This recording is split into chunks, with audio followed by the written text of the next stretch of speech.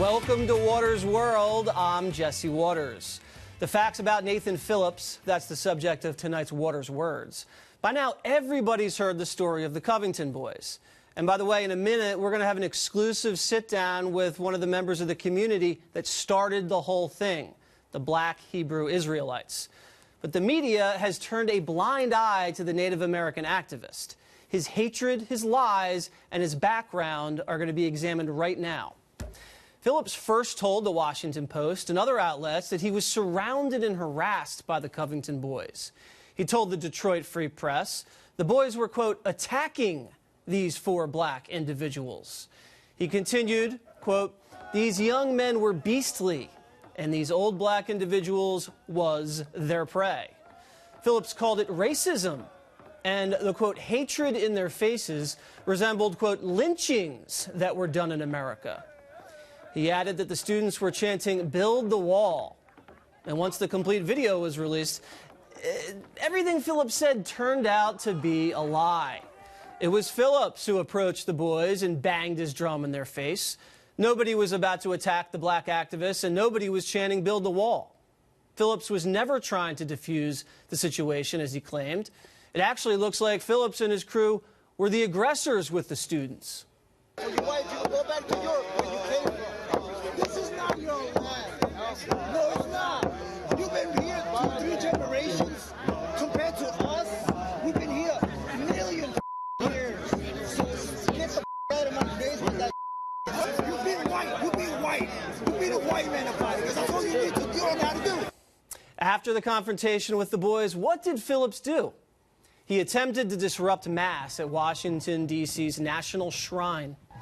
Phillips and about 20 demonstrators tried to force themselves into evening Mass, bang their drums, and totally disrupt the service. Security called the situation, quote, tense, and had to blockade Phillips and his crew from disturbing the congregation. Phillips has a history of racially charged confrontations. 4 years ago, the Native American told a very similar story, claiming that white students in Michigan disrespected him and threw a beer can at him. Phillips went to the police, but no evidence turned up to support his claim.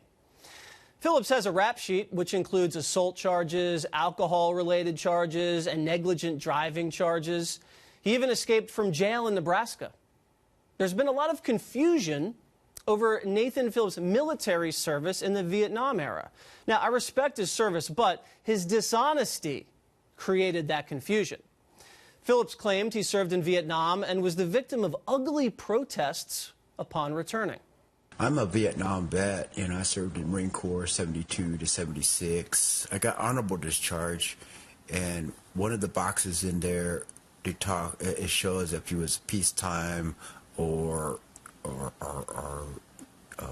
what my box says is that I was in theater. I don't talk much about my Vietnam times. When I come home, those times, I got spit on, actually spit on, called a baby killer. Now, here are the facts. The Marines say Phillips was a reservist from 1972 to 1976, worked on refrigerators stateside, never deployed, and never served in Vietnam. Now, there are other reports that say Phillips went AWOL several times, but we haven't been able to confirm those. NBC News asked him to clarify his service record.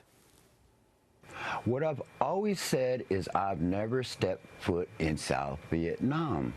And that's, I don't know how much clearer can that be? He could have been a lot clearer there, Nathan. There's a phrase for that, too. It's called stolen valor. Nathan Phillips is a lying provocateur with a victimization fetish. Yet he was the source for all of these mainstream media outlets who bought his narrative without asking any questions and used it to smear innocent high school students. And imagine all the other shady sources the media has used to attack innocent conservatives with fake news.